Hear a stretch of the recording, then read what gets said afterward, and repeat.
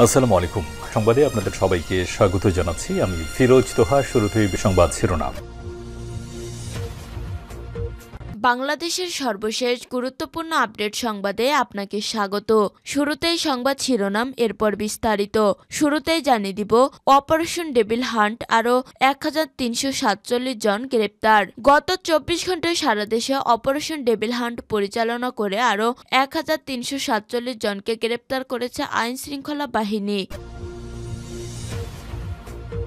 এরপর জানিয়ে দিব, আগামী 6 মাস অন্তর্বর্তী সরকারের জন্য গুরুত্বপূর্ণ। প্রধান উপদেষ্টা। আগামী 6 মাস অন্তর্বর্তী সরকারের জন্য গুরুত্বপূর্ণ বলে জানিয়েছে প্রধান উপদেষ্টা ডক্টর মোহাম্মদ ইউনূস। শনিবার 15 ফেব্রুয়ারি বিকেলে রাজনৈতিক দলগুলোর সঙ্গে বৈঠক শেষে ফরেন সার্ভিস একাডেমিতে এই তথ্য জানান প্রধান উপদেষ্টার প্রেস সচিব শফিকুল আলম। এদিকে অপারেশন ডেভিল হান্ট নিয়ে সার্জিসের স্ট্যাটাস যা লিখলেন, আইন শৃঙ্খলা পরিস্থিতি নিয়ন্ত্রণের পাশাপাশি দেশকে অস্থিতিশীলকারীদের ধরতে সারা দেশে চলছে বিশেষ অভিযান অপারেশন ডেভিল হান্ট। এরপর জানিয়ে দিব, নাটোরে জমির বিরোধে দু গ্রুপের সংঘর্ষ, গুলিবিদ্ধ সহ আহত 15। নাটোরের সিংড়ায় জমি সংক্রান্ত বিরোধের জেরে দুপক্ষের মধ্যে সংঘর্ষের ঘটনা ঘটে। এতে গুলিবিদ্ধ সহ 15 জন আহত হয়েছে। এদিকে আগে স্থায়ী সরকার নির্বাচন চায় জাতীয় নাগরিক কমিটি। স্থায়ী সরকার ব্যবস্থাকে শক্তিশালী করতে জাতীয় নির্বাচনের আগে স্থায়ী সরকার নির্বাচন চায় জাতীয় নাগরিক কমিটি। শনিবার 15 ফেব্রুয়ারি ফরেন সার্ভিস একাডেমিতে জাতীয় ঐকমত্য কমিশনের প্রথম বৈঠকে এমন প্রস্তাব দেওয়া হয়। বৈঠক শেষে সন্ধ্যায় সাংবাদিকদের সঙ্গে আলাপকালে বিষয়টি স্পষ্ট করেছেন জাতীয় নাগরিক কমিটির আহ্বায়ক নাসির উদ্দিন পাটোয়ারি। এবং সর্বশেষ জানিয়ে দিব, আওয়ামী লুটপাটে পঙ্গু ইডিসিএল। আওয়ামী লীগের দীর্ঘ শাসনামলে অনিয়ম, দুর্নীতি ও লুটপাটের করাল গ্যাসে ধ্বংস হয়ে গেছে দেশের প্রতিটি খাত। বিশেষ করে স্বাস্থ্য খাত ভঙ্গুর হয়ে পড়েছে। ওষুধ প্রস্তুতকারী একমাত্র সরকারি প্রতিষ্ঠান essential drugs company limited EDCL এ মোটা অঙ্কের অবৈধ আর্থিক লেনদেন, স্বজন প্রীতি প্রয়োজনের তুলনায় 3 গুণেরও বেশি লোকবল নিয়োগ করা হয়েছে। প্রিয় দর্শক, এতক্ষণ শুনছিলেন সংবাদ শিরোনাম, এরপর বিস্তারিত। তবে তার আগে বন্ধু জানিয়ে দিন আপনি কোন স্থান থেকে আমাদের সংবাদটি দেখছেন এবং শুনছেন। জানিয়ে দিন এই সংবাদ সম্পর্কে আপনার মূল্যবান মতামত। আর বন্ধু, আপনি যদি আমাদের চ্যানেলে নতুন হয়ে থাকেন তাহলে ভিডিওটি দেখতে দেখতে চ্যানেলটি সাবস্ক্রাইব করে রাখুন, যাতে করে আমাদের পরবর্তী সংবাদগুলো সবার আগে আপনার কাছে পৌঁছে যায়। এবারে বিস্তারিত। অপারেশন ডেভিল হান্ট, আরও 1347 জন গ্রেপ্তার। গত 24 ঘন্টায় সারা দেশে অপারেশন ডেভিল হান্ট পরিচালনা করে আরও 1347 জনকে গ্রেপ্তার করেছে আইন শৃঙ্খলা বাহিনী। শনিবার 15 ফেব্রুয়ারি সন্ধ্যায় পুলিশ সদর দপ্তর থেকে এ তথ্য জানানো হয়েছে।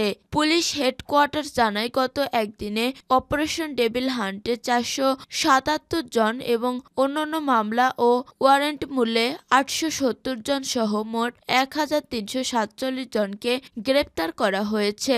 পাশাপাশি এই সময়ে 20 রাউন্ড গুলি ও একটি বিদেশি পিস্তল ছাড়াও 2টি ম্যাগজিন, 3টি ছুরি, 2টি রামদা ও 3টি হাতুড়ি জব্দ করা হয়েছে। গত 7 ফেব্রুয়ারি গাজীপুরে শিক্ষার্থীদের উপর হামলার ঘটনা ঘটে। এর প্রতিবাদে পরের দিন গাজীপুরে দিনভর বিক্ষোভ ও সমাবেশ করে বৈষম্যবিরোধী ছাত্র আন্দোলন ও জাতীয় নাগরিক কমিটি। পরবর্তীতে দেশের সামগ্রিক নিরাপত্তা ব্যবস্থা জোরদার সিদ্ধান্ত নেয় অন্তর্বর্তী সরকার। এরই ধারাবাহিকতায় 8 ফেব্রুয়ারি থেকে গাজীপুর সহ সারা দেশে অপারেশন ডেভিল হান্ট শুরু হয়। সবশেষ শুক্রবার 14 ফেব্রুয়ারি সারা দেশে অপারেশন ডেভিল হান্ট পরিচালনা করে 509 জনকে গ্রেপ্তার করে আইন শৃঙ্খলা বাহিনী। সেই সঙ্গে এই সময়ে অন্যান্য মামলায় 948 জনকে গ্রেপ্তার করা হয়। দেশের আইন শৃঙ্খলা পরিস্থিতি স্বাভাবিককে যতদিন প্রয়োজন হবে ততদিন বিশেষ এ অভিযান পরিচালনা করা হবে বলে জানিয়েছে সরকার। আগামী 6 মাস অন্তর্বর্তী সরকারের জন্য গুরুত্বপূর্ণ, প্রধান উপদেষ্টা। আগামী 6 মাস অন্তর্বর্তী সরকারের জন্য গুরুত্বপূর্ণ বলে জানিয়েছেন প্রধান উপদেষ্টা ডক্টর মোহাম্মদ ইউনূস। শনিবার 15 ফেব্রুয়ারি বিকেলে রাজনৈতিক দলগুলোর সঙ্গে বৈঠক শেষে ফরেন সার্ভিস একাডেমিতে এই তথ্য জানান প্রধান উপদেষ্টার প্রেস সচিব শফিকুল আলম। প্রেস সচিব আরও জানান, প্রধান উপদেষ্টা বলছেন, অন্তর্বর্তী সরকারের 6 মাসে প্রথম অধ্যায় শেষ হয়েছে। আজ রাজনৈতিক সংলাপের মাধ্যমে দ্বিতীয় অধ্যায় শুরু হলো। শফিকুল আলম জানান, আজ একটি ঐতিহাসিক দিন। জাতীয় ঐকমত্য কমিশনের সঙ্গে রাজনৈতিক দলের সংলাপ শুরু হয়েছে।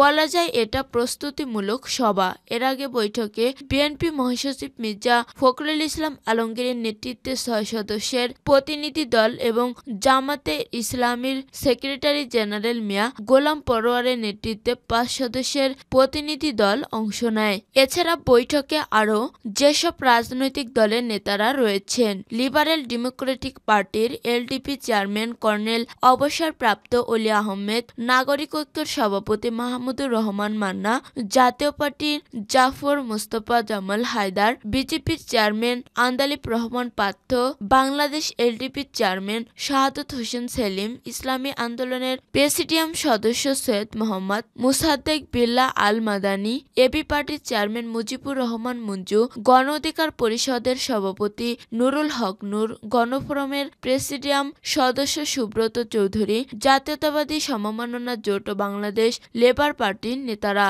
গত বুধবার 7 সদস্যের জাতীয় ঐকমত্য কমিশন গঠন করে প্রজ্ঞাপন জারি করে অন্তর্বর্তী সরকার, যার সভাপতি অন্তর্বর্তী সরকারের প্রধান উপদেষ্টা অধ্যাপক ডক্টর মোহাম্মদ ইউনূস। সহ সভাপতি হিসেবে আছেন সংবিধান সংস্কার কমিশনের প্রধান অধ্যাপক doctor Ali Riaz. Operation devil hunt নিয়ে সাজিশের স্ট্যাটাস, যা লিখলেন, আইন শৃঙ্খলা পরিস্থিতি নিয়ন্ত্রণের পাশাপাশি দেশকে অস্থিতিশীলকারীদের ধরতে সারা দেশে চলছে বিশেষ অভিযান অপারেশন ডেভিল হান্ট। গত 8 ফেব্রুয়ারি থেকে শুরু হওয়া বিশেষ এই অভিযান যতদিন প্রয়োজন ততদিন পরিচালনার কথা জানিয়েছেন স্বরাষ্ট্র উপদেষ্টা। আইন শৃঙ্খলা বাহিনীর বিশেষ এই অভিযান নিয়ে স্ট্যাটাস দিয়েছেন জাতীয় নাগরিক কমিটির মুখ্য সংগঠক সার্জিস আলম। শনিবার 15 ফেব্রুয়ারি বিকেল 5টা 29 নিজের ভেরিফাইড ফেসবুক আইডি থেকে ওই স্ট্যাটাস দিয়েছেন তিনি। ক্যাপশনে দেয়া সেই স্ট্যাটাসে সার্জিস আলম লিখেছেন, অপারেশন ডেভিল হান্ট, 7 দিনে সারা দেশে গ্রেপ্তার ৩,৯২৪ খুনিদের ছাড় নেই। একদিকে গত একদিনে অপারেশন ডেভিল হান্টে আরও 1,347 জন গ্রেপ্তার করেছে আইন শৃঙ্খলা বাহিনী। শনিবার সন্ধ্যায় পুলিশ সদর দপ্তর থেকে এই তথ্য জানানো হয়েছে। পুলিশ হেডকোয়ার্টার জানায়, গত 24 ঘন্টায় অপারেশন ডেভিল হান্ট 477 জন এবং অন্যান্য মামলা ও ওয়ারেন্ট মূল্যে 870 জন সহ মোট 1,347 জনকে গ্রেপ্তার করা হয়েছে। পাশাপাশি এই সময়ে 20 রাউন্ড গুলি ও একটি বিশেষ পিস্তল ছাড়াও 2টি ম্যাগাজিন, 3টি ছুরি, 2টি ময়দা ও 3টি হাতুড়ি জব্দ করা হয়েছে। নাটোরে জমির বিরোধে 2 গ্রুপের সংঘর্ষ, গুলিবিদ্ধ সহ আহত 15। নাটোরের সিংড়ায় জমি সংক্রান্ত বিরোধের জেরে 2 গ্রুপের মধ্যে সংঘর্ষের ঘটনা ঘটেছে। এতে গুলিবিদ্ধ সহ 15 জন আহত হয়েছে। শনিবার 15 ফেব্রুয়ারি রাত 9টার দিকে উপজেলার ডাহিয়া ইউনিয়নের কদমকুড়ি গ্রামে এ ঘটনা ঘটে। আহতরা হলেন ইব্রাহিম 32, ইলাহি 27, সোহেল 19, নাসিম বাই শাহাদত 39, আফজাল 44, রফিকুল 48, মান্নান 58, শাকিল 17, ফরিদ 38, আলামিন 17, হুনুপা 42। অন্যদের নাম পরিচয় জানা যায়নি। এলাকাবাসী জানায়, জাহেদ আলী ও আব্দুর রাজ্জাক নামে 2 ভাইয়ের মধ্যে জমি নিয়ে বিরোধ চলছিল। 4 বছর আগে জাহেদ আলীর মৃত্যু হলে তার সন্তানদের সঙ্গে রাজ্জাকের সন্তানদের দ্বন্দ্ব বাধে। চাচাতো ভাইদের মধ্যে জমিতে পানি দেওয়া নিয়ে গত 3 দিন ধরে দ্বন্দ্ব আরো চরমে পৌঁছায়। তারা আরো জানান, শনিবার রাত 9টার দিকে সংঘর্ষের ঘটনা ঘটে। এতে গুলিবিদ্ধ সহ 15 জন আহত হন। আহতদের মধ্যে গুলিবিদ্ধ শাকিল, এলাহি, ইব্রাহিম, সোহেল এবং গুরুতর আহত হুনুফাকে আইন শৃঙ্খলা বাহিনীর সদস্যরা উদ্ধার করে নাটোর সদর হাসপাতালে ভর্তি করেছে।